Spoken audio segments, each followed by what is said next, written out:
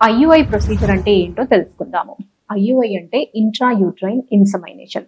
So ఈ procedure చేయాలి అంటే దీనికి ఉన్న ప్రీ రిక్విజిట్స్ ఏంటి?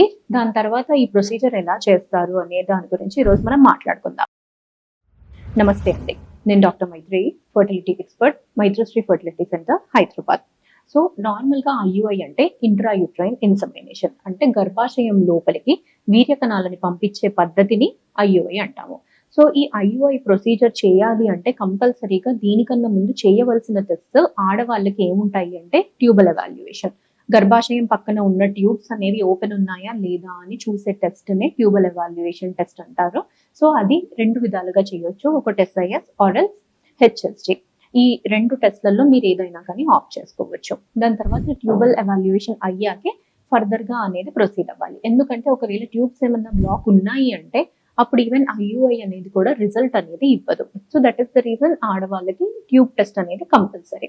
తర్వాత మగవారి సైడ్ నుంచి కంపల్సరీగా చేయవలసిన టెస్ట్ అంటే వీర్య కణాల పరీక్ష, సిమెన్ అనాలిసిస్. అంటే కౌంట్, మొటిలిటీ, మార్ఫాలజీ, అసలు మీది ఎంత లెవెల్లో ఉంది, అసలు మీరు ఐయుఐకి ఎలిజిబులా కాదా అని చూడడానికి చేసే టెస్ట్. ఈ టెస్ట్లు అనేవి కంపల్సరీగా చేయాలి. అండ్ హస్బెండ్ అండ్ వైఫ్ కి ఇద్దరికి వైరల్ స్క్రీనింగ్స్ ఏమైనా కానీ వాళ్ళకి ఏమైనా ఇన్ఫెక్షన్స్ ఏమైనా ఉన్నాయా అని చూడవలసిన టెస్ట్లు. ఇవి అయిన తర్వాత నార్మల్గా ఆడవాళ్ళకి ఏం చేస్తాము, డేట్ వచ్చినప్పటి నుంచి 2వ రోజు స్కాన్ చేసి ఎటువంటి సిస్ట్ అనేది ఏమీ లేదు అంటే ఎగ్ పెరగడానికి మందులు అనేవి పెడతాం.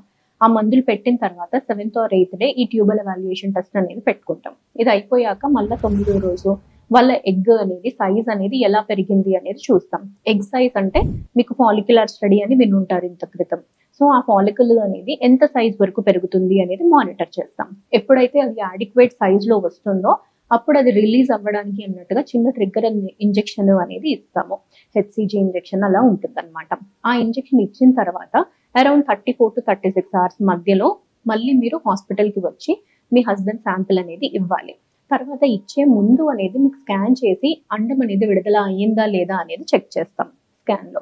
ఒకవేళ రిలీజ్ అయ్యింది అంటే అప్పుడు హస్బెండ్ శాంపిల్ తీసుకొని ప్రాసెస్ చేసి యూట్రస్ లోపలికి ఇంజెక్ట్ చేస్తాం.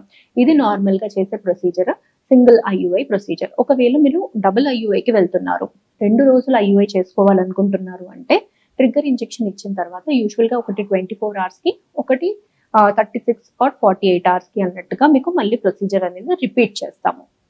ఇలా మీకు డబుల్ ఐయుఐ ప్రొసీజర్ అనేది ఉంటుందండి.